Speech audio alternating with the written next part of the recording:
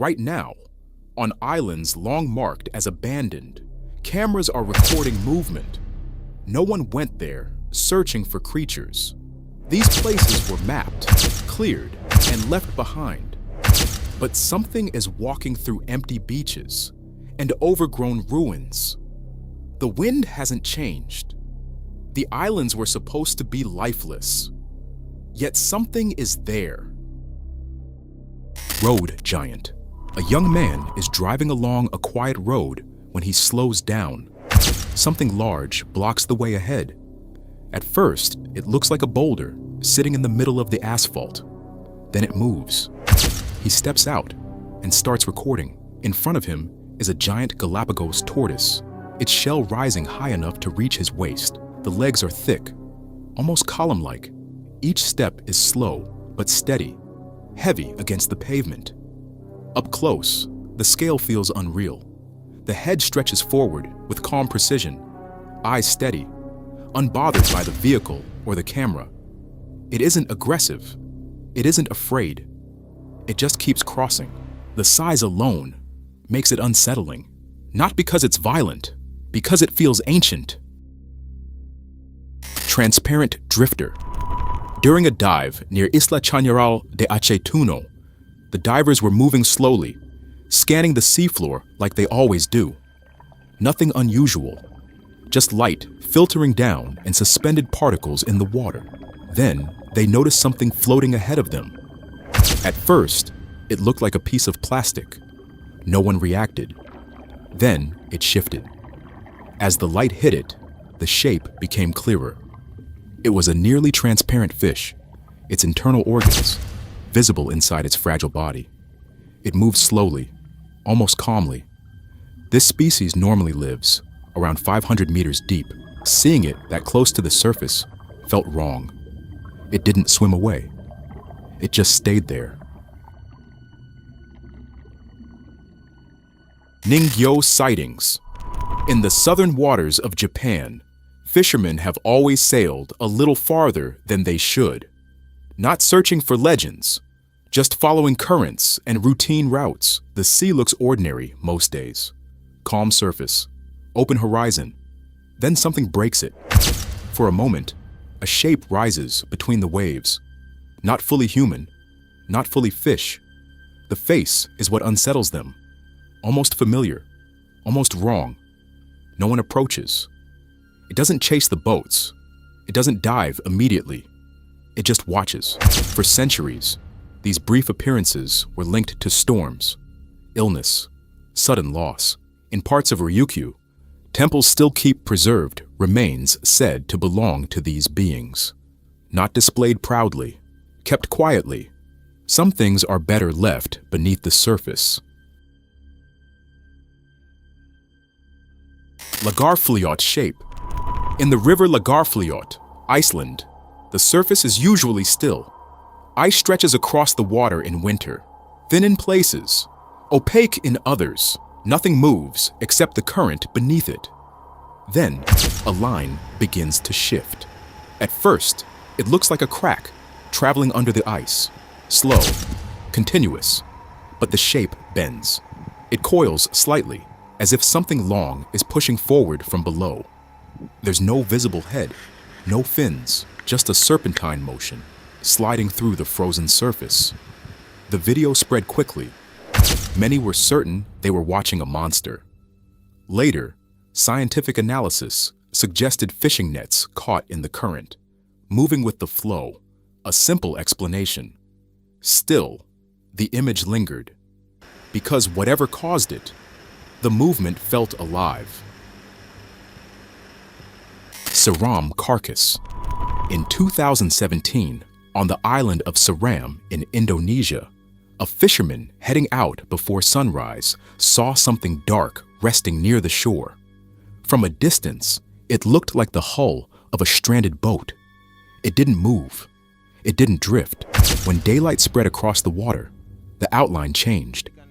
What lay there was enormous. Red, torn open in places.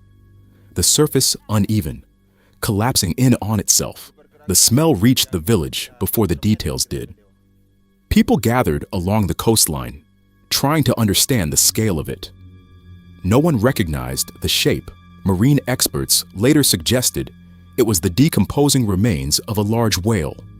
Tissue swollen, skin ruptured, form distorted by time and salt. But in those first hours, before analysis and measurements, it didn't look like a whale.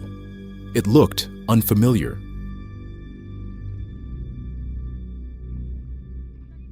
Popo nights. On Pemba Island, part of the Zanzibar archipelago, fear didn't begin with a single story.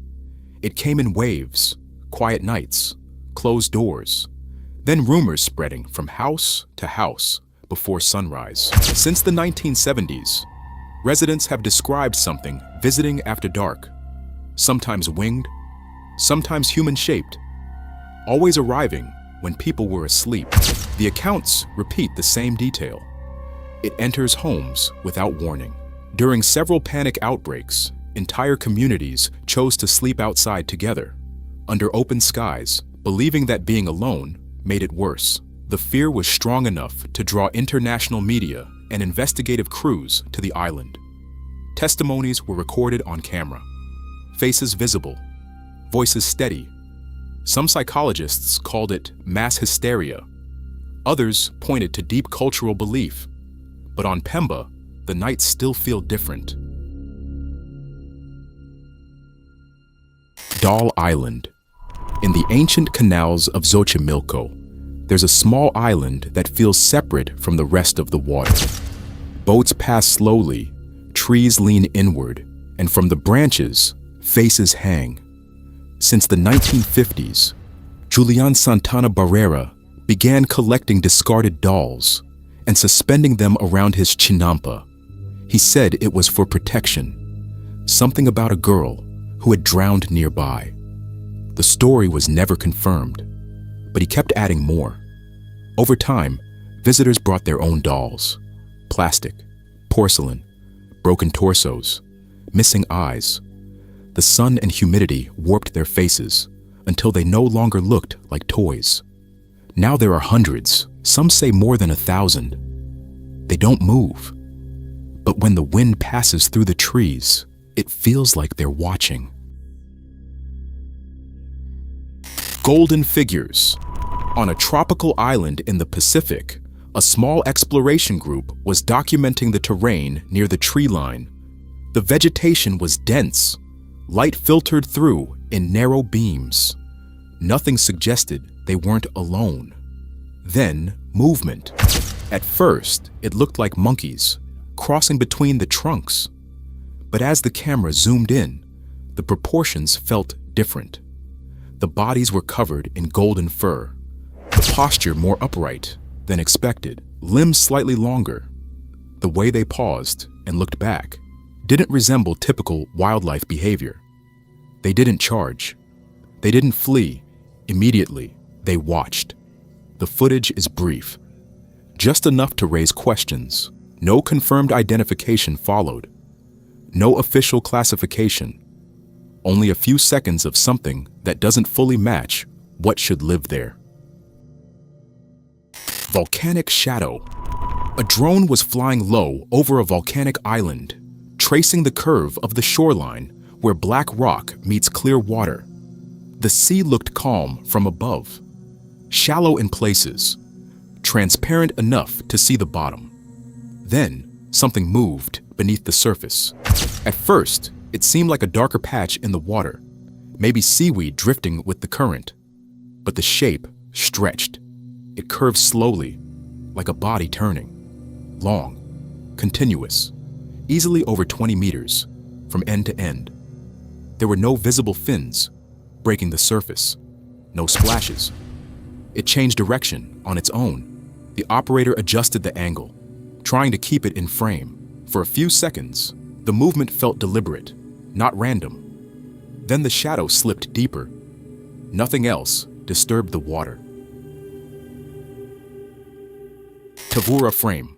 On the island of Tavura, a group of climbers was documenting their ascent along a rocky ridge. The terrain was uneven, wind constant, nothing but stone, and low vegetation around them. One of them, turned the camera toward a narrow ledge below. Something was there. At first, it looked like part of the rock formation. Then it moved its head. The mouth opened wider than expected, revealing a dark interior that didn't match any familiar animal. Its body appeared covered in rigid spines, rising unevenly along its back. No one approached. The recording lasts only a few seconds. The camera shakes. Someone steps back. After that, the video disappears from the account that posted it. But a single frame remained, clear enough to raise questions, not clear enough to explain. Coastal drag.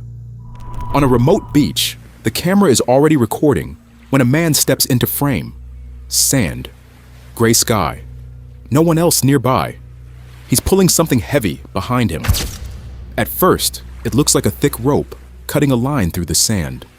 Then the shape shifts. The body is massive, scaled, longer than it should be. It bends slightly as it's dragged, but there's no clear head visible in the brief clip. The video lasts 7 seconds, just enough to show the length, the weight, the effort it takes to move it. Some viewers called it a prehistoric boa. Others said it was staged or simply misidentified. No official statement followed, only that short stretch of footage and the silence after. Jurassic clearing. From a helicopter, a remote island comes into view. Dense canopy, no visible structures, just uninterrupted green, stretching toward the coast. The camera tilts downward. Something shifts below. At first, it looks like wind moving through the treetops. Then darker shapes separate from the vegetation. Large, slow, several of them, moving in different directions, but within the same clearing. They're too big to be ordinary wildlife at that scale. The perspective from above makes it harder to judge, but the silhouettes feel disproportionate to the trees around them. Ebugogo. On the island of Flores, Indonesia, some stories are told quietly, not as legends, but as memories. Elders describe small beings that once lived near the villages, around 1 to 1.5 meters tall, covered in hair, moving quickly through trees. They called them Ebu Gogo. The accounts repeat certain details: human-like faces, quick hands, the ability to mimic speech. Some say they could repeat words back almost perfectly, as if listening and learning in real time. In 1977, 3 researchers reportedly entered remote areas of Flores to investigate local claims. Only one returned. His testimony spoke of movement in the canopy and voices echoing where no one stood. The other 2 were never officially documented as casualties of any known species. Anthropologists link the stories to Homo floresiensis. The so-called Hobbit remains found on the island. But on Flores, the name Ebugogo is still spoken carefully. Forest crossing. On a Pacific island, a clearing opens between dense trees. The camera catches movement at the far edge. At first, it's just a vertical line shifting against the green. Then it steps forward. The figure is tall, taller than it expects in that environment. It walks upright, not hunched, not leaning. Each step is slow and deliberate, as if it knows exactly where it's going. There's no visible rush, no sudden turn. It doesn't look like a person in costume. The proportions feel stretched, too straight for a known primate, too large for a human, without clear reference points nearby. There's no audio to help, no voices reacting, just the image. After a few seconds, it disappears behind the trees. Nothing else moves.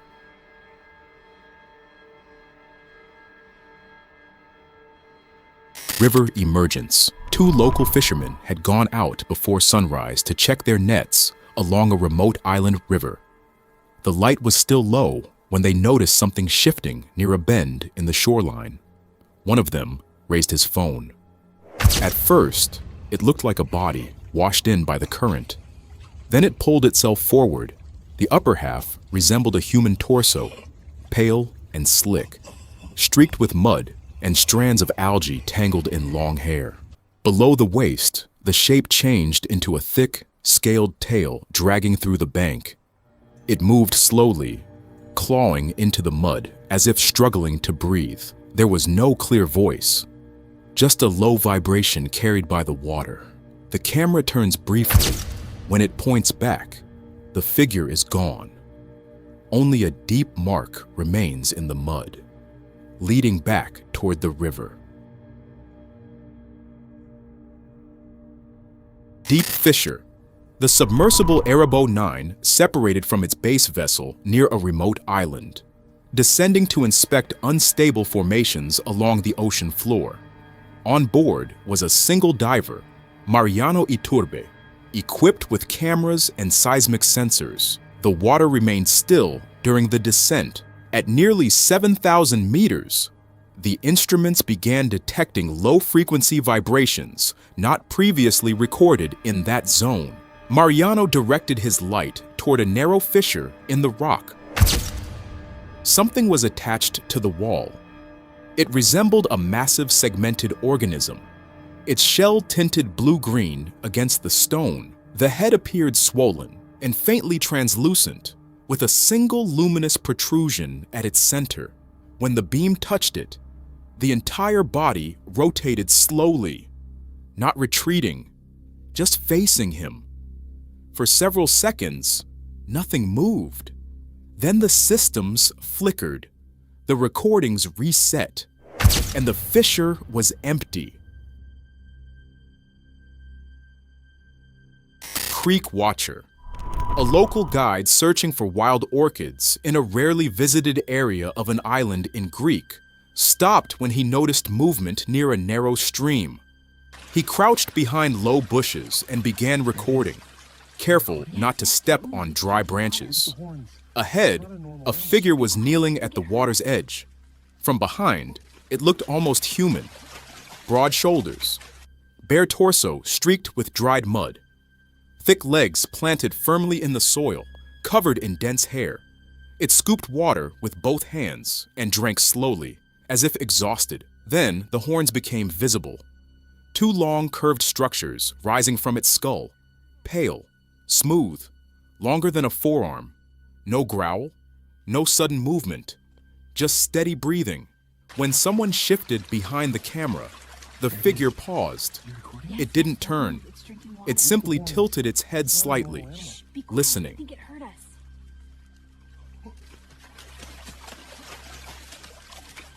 Net anomaly. The depth radar marked something unusual at 214 meters, just below the last school of cod. The two crew members decided on one final cast before heading back. Light rain, gray sky, mild swell, nothing extreme. When they hauled the net up, the weight felt wrong, too concentrated. Inside, there were no fish, only a single shape twisting against the mesh. Its surface looked slick, almost silicone-like, covered in dark purplish translucent skin. At first, it resembled an oversized eel. Then it tightened around the net on its own. Through the thin skin, something like a compressed torso was visible. Short, undeveloped arms, a spine outlined beneath the surface. The lower body fused into one contracting limb. The radios cut out, the compass spun, and before they could react, it slipped back into the sea without a splash.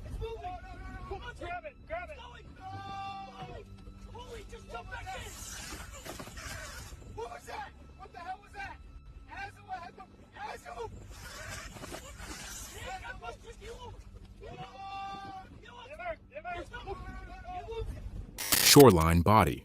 At dawn, a coastal cleanup team on a U.S. island spotted something large resting at the waterline. From a distance, it looked like a stranded whale, dark mass, tangled in seaweed, too still. As they approached, the texture felt wrong.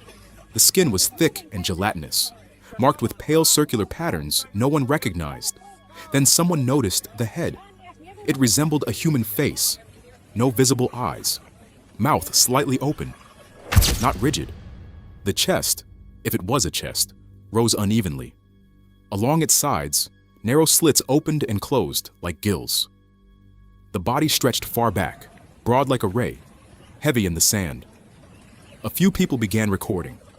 At 13 seconds, every phone glitched. When the screens returned, the shoreline was empty. Only deep impressions remained in the wet sand. Island Ridge. The photograph shows a small rocky island rising from clear blue water. The terrain is dry, covered in pale grass and stone. Near the top of the hill, beside a single tree, there is a large reptile-like figure standing upright. Its posture is elevated on two legs, tail extended behind it. The mouth appears open. Along its back, thin protrusions are visible. The figure is positioned at the highest point of the ridge, fully exposed against the sky. In the foreground, a man sits in a small boat moving across the water. He appears unaware of what stands above him. A large red arrow and a circular zoom highlight the creature on the hill, drawing attention directly to it. There are no other visible people on the island, just the boat, the tree, and the figure on the ridge.